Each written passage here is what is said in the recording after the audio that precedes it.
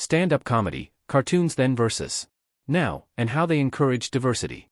Hey, everybody! Hope you're all doing great tonight. I want to talk about something very close to my heart, cartoons. Yeah, I said it. Cartoons. I grew up in the 80s, 90s, and early 2000s, and if you grew up around that time too, you know we had the best cartoons. I mean, those were the golden years. First off, cartoons today? They're cool, they're fancy, they've got all these slick animations. Kids now are out here watching stuff like Paw Patrol, Peppa Pig, CoComelon, where every episode is like a well-oiled machine. Everything's clean, every character is polished, even the villains are like, "Excuse me, may I kindly destroy the world today?" But if you're like me, you remember when cartoons were rugged, man. They were rough around the edges. And let me tell you, back then, if you were sitting too close to the TV, your parents would yell, "You'll ruin your eyes." Like, no wonder we all needed glasses by age 10. But think about He-Man. The animation looked like it was drawn by a dude who was just making things up as he went. Half the time the background didn't even move. They just reused the same frame of He-Man running through that forest, over and over again. And Skeletor? That guy was the least threatening villain of all time. He was basically a blue guy with no face who spent more time failing than actually conquering anything. He'd pop up like, "I'll get you next time, He-Man." Yeah, next time, Skeletor. Sure. Diversity in cartoons? But you know, thinking back to those cartoons from the 80s and 90s, they were ahead of their time. Like, low-key, they were sneaking diversity in there, and we didn't even realize it. Let's talk about Captain Planet. Oh yeah, Captain Planet. This guy was basically a buff, environmentally conscious superhero who looked like he shopped at Lululemon. But his team, the Planeteers, was like a United Nations meeting with superpowers. You had Kwame from Africa with the power of Earth, GI from Asia with the power of water, Wheeler from Brooklyn, because every diverse team needs a white dude from Brooklyn, with the power of fire, Mati from South America with heart, and Linka from the Soviet Union with wind. That's right, y'all. We had Soviet Union representation in our cartoons. And it was a woman.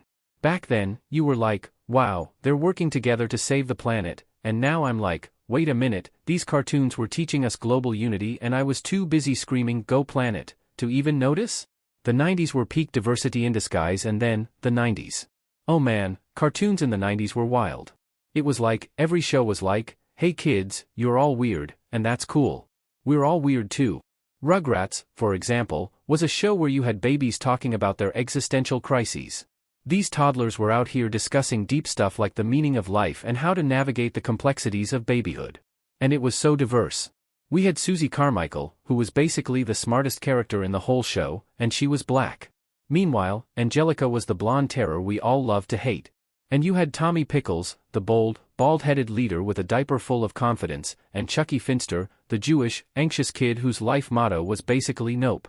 It was like, here, kids, have a cartoon that teaches you that no matter who you are, you've got a place in the world, and also, you're all gonna need therapy. And what about Hey Arnold? Arnold lived in a multicultural New York City boarding house with his grandparents. His best friend Gerald had that iconic flat top and was black, and you never thought anything of it. They were just two kids navigating life together. Arnold had that football-shaped head, and yet, nobody cared. This was the 90s, where the only thing we were taught to worry about was whether Helga was ever gonna confess her weird, stalker-level crush on Arnold. Cartoons today, so diverse they have multiverses. Fast forward to now, and cartoons have taken diversity to a whole new level. It's like, hey, we've got one universe? Nah, let's have 12 universes and make sure everyone is represented in all of them. You've got shows like Steven Universe, where every character is like, hey, I'm a rock.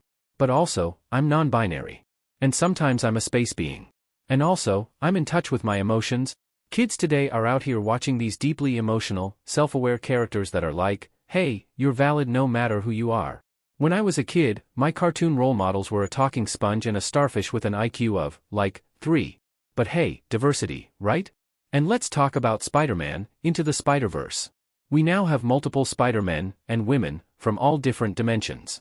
And it's not just Peter Parker anymore, now we've got Miles Morales, a black and Latino Spider-Man who's cooler than any of us will ever be. And the thing is, kids today just accept that. They're like, yeah, of course there are different spider people from all over the multiverse. Meanwhile, in the 80s and 90s, we barely had one good version of Spider-Man, and it was a miracle if his webs didn't glitch halfway through the episode. Cartoons and social commentary, and let's not forget the Proud Family. Back in the early 2000s, this show was all about representing African American culture in an authentic, relatable way. Penny Proud was out here navigating friendships, family, and school drama like a pro. And Oscar Proud, her dad, was the original dad with dreams, always failing but never giving up. It was one of the few shows at the time that actually reflected what black families were like without feeling like a stereotype. And now, with the reboot Proud Family, Louder and Prouder, we're seeing even more diverse storylines, queer representation, mixed-race families, you name it. Cartoons were always trying to teach us something, you know what I've realized? Cartoons were always low-key trying to teach us stuff, even back then. We just didn't get it. Like, remember X-Men, the animated series? It was all about mutants fighting for acceptance in a world that feared them. That was a metaphor for every marginalized group fighting for equality. But as kids, we were just like, cool. Wolverine's gonna stab someone with his claws. Now, cartoons are way more direct. They're like, hey, let's talk about your emotions and how we can all be better human beings. We've gone from watching Optimus Prime teach us about responsibility to having characters like She-Ra teaching us about self-love, empathy, and diversity in all its forms. Closing thoughts. So yeah, cartoons have come a long way. Back then, we had diversity in there, but we didn't even know it. Now, it's in your face, and I love it. Kids today are growing up with a sense that being different is awesome, that we're all valid, and that the world has room for everyone. That's the power of cartoons, man. They shape us when we don't even know it. So, here's to cartoons, whether you're saving the planet with Captain Planet, running from Skeletor, or hanging out with Steven and the Gems, there's a place for all of us in the cartoon universe. And if you disagree, well, go planet.